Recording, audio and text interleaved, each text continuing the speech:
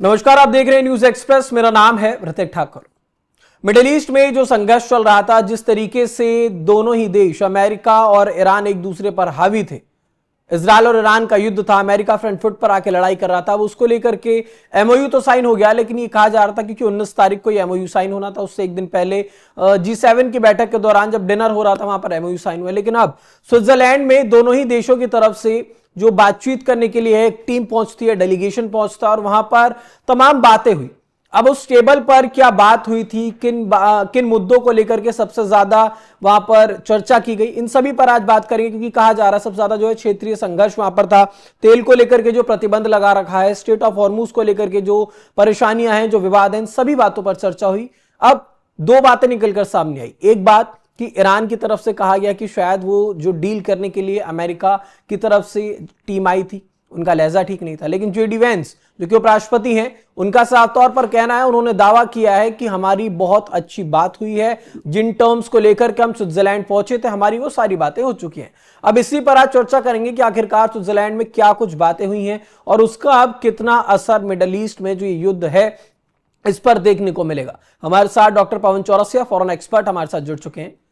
पवन जी, सबसे पहले तो ये जो स्विट्जरलैंड में बातचीत हुई है, इसको लेकर के दो बातें निकलकर सामने आ रही है। एक बात यह है कि ईरान और अमेरिका के बीच में उस तरीके का समन्वय नहीं हो पाया जैसा होना था। कहा जा रहा है कि अमेरिका की तरफ से कहीं ना कहीं एक धमकी भरे लहजे में हमसे बातचीत की जा रही थी, लेकिन जेडी वेंस ने साफ तौर पर कहा है कि बिल्कुल अच्छी बैठक हुई है, जिन मुद्दों पर हमें बातचीत करनी थी उन मुद्दों पर हमने साफ तौर पर अपनी बात रखी और ईरान अपने परमाणु से लेकर के जो $300 बिलियन की बात है, उन सभी पर रजामंद भी हो रहा है। देखिए, जो बातचीत चल रही है, मुझे लगता है कि सबसे महत्वपूर्ण अगर लहजा देखा जाए, सबसे महत्वपूर्ण जो हम्म। पक्ष है वो ये है कि बातचीत के लिए दोनों पक्ष स्वीकार कर रहे हैं कि हाँ, हमें बातचीत करनी है। तो ये एक बहुत महत्वपूर्ण चीज़ है, क्योंकि कुछ दिन में पहले तक तो दोनों ऐसा लग भी नहीं रहा था कि कभी बातचीत के लिए राजी भी होंगे। तो ये एक बहुत बड़ा पक्ष है। दूसरी बात क्या है कि अब जैसे बातचीत चलेगी ना, तो आपको इस तरह की रोज कुछ ना कुछ खबरें आएंगी कि एक कोई ना पक्ष नाराज है, एक पक्ष मान नहीं रहा, दूसरा पक्ष इस किसी चीज को लेकर के असहमत है। तो ये सहमति असहमति या नाराजगी, ये किसी भी कूटनीतिक जब भी वार्ता होती है, लंबी सतत चर्चा होती है, उसका अभिन्न अंग होता है। और ये एक तरह की टैक्टिक भी होती है ताकि अगले के ऊपर दबाव बनाया जा सके। तो एक हाथ में इसे कैरेट एंड स्टिक पॉलिसी बोलते हैं, तो यानी एक हाथ में डंडा और एक हाथ में मिठाई। तो ये दोनों पक्ष इसी नीति को अपना रहे हैं। और मुझे लगता है इसी वजह से आपको ऐसा देखने को मिल रहा है कि एक पक्ष दूसरे के लिए ऐसा बोल रहा है।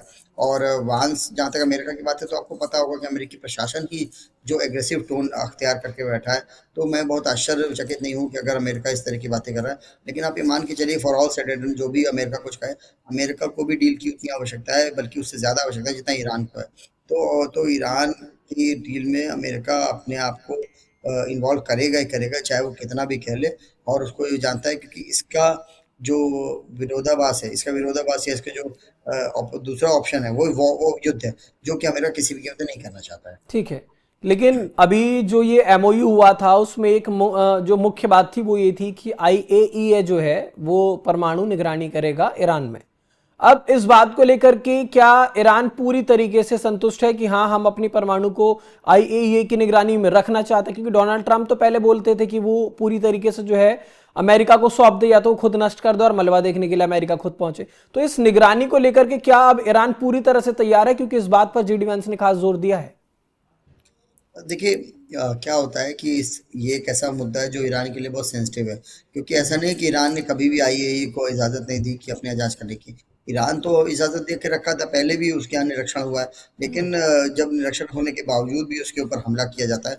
और उसकी रिपोर्ट भी कहती थी कि आईएई की कि ईरान परमाणु हथियार नहीं बना रहा। तो क्या होता है कि जब कोई संस्था ऐसे बिहेव करने लग जाए कि वो निष्पक्ष ना होकर के किसी एक एक पार्टी का पक्ष लेने वाली है, किसी एक पक्ष का किसकी तरफ टिल्ट है, उसकी तरफ झुकी हुई है, तो ऐसे में वो संस्था की क्रेडिबिलिटी, यानी जो उसकी जो इज्जत है, यानी उसके जो वैल्यू है, वो गिर जाती है। तो ईरान के केस में यही है कि ईरान को लगता है कि आईएईए दरअसल एक निष्पक्ष एक एजेंसी नहीं है, बल्कि वो अमेरिका का समर्थन, अमेरिका के हितों को और इसराइल के हितों में ऐसा ध्यान रखता है। ईरान को लगता है या फिर हकीकत में ऐसा है? क्योंकि IAEA तो तमाम देशों के न्यूक्लियर उस पर जो है निगरानी रखती है। देखिए मेरा ऐसा मानना है कि ये मतलब ये मेरा निजी विचार है कि जो इस तरह की अंतर्राष्ट्रीय संस्थाएं होती हैं, देखिए हम्म। वो भी कहीं ना कहीं उसमें कौन बैठता है, उसमें देशों के लोग ही तो बैठते हैं ना, उसमें कोई हम्म। एलियंस तो बैठते नहीं है। तो वो जो देशों और ज़्यादातर इस तरह की जो वैश्विक संस्थाएं हैं, अनफॉर्चुनेटली उसमें ज़्यादातर जो लोग मेंबर होते हैं या जो लोग उसमें मतलब लीडरशिप लेवल पर होते हैं, वो आपको पश्चिमी देशों के ही लोग मिलेंगे। तो ऐसे में वो ना चाहते हुए भी उनके प्रति उनके लिए वेस्ट के लिए कुछ एक सॉफ्ट कॉर्नर होता ही आता है। और थोड़े से बायस्ड होते हैं मतलब वो लोग। बात यहाँ आईएईए और ईरान के परिप्रेक्ष्य में नहीं कह रहा हूँ, मैं लगभग हम्म। सभी वैश्विक संस्थानों की बात कर रहा हूँ। आप देखिए हम्म। भारत के खिलाफ कई जो वैश्विक संस्थाएं हैं, कुछ ना कुछ हमेशा लिखती रहती हैं। यूएन की कई संस्थाएं जो भारत के खिलाफ लिखेंगी, कहेंगी कश्मीर में ऐसा हो रहा है, कश्मीर में मानवाधिकार हनन हो रहा है, जबकि बाकी देशों के प्रति वो कुछ नहीं लिखती हैं, यहाँ पर लोकतंत्र के ऊपर सवाल उठाएंगी।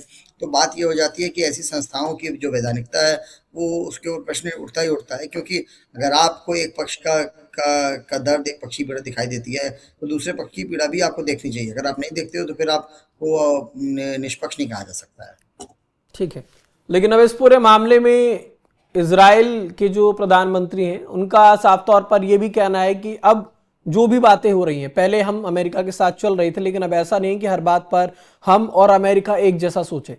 तो क्या ये जो अभी एमओयू, ये शांति की तरफ जो दोनों देश बढ़ रहे हैं, उनके लिए इजराइल खतरनाक साबित हो सकता है?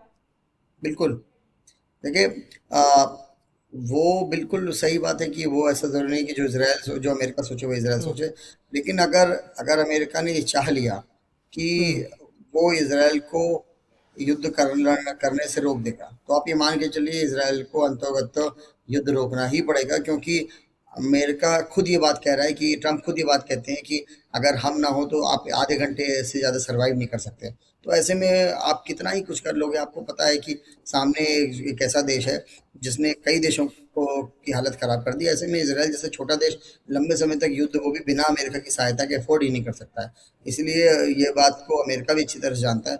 और अमेरिका के पास दरअसल उसकी चाबी तो है उसको नकेल कसने की, लेकिन बात ये है वो हिम्मत नहीं है।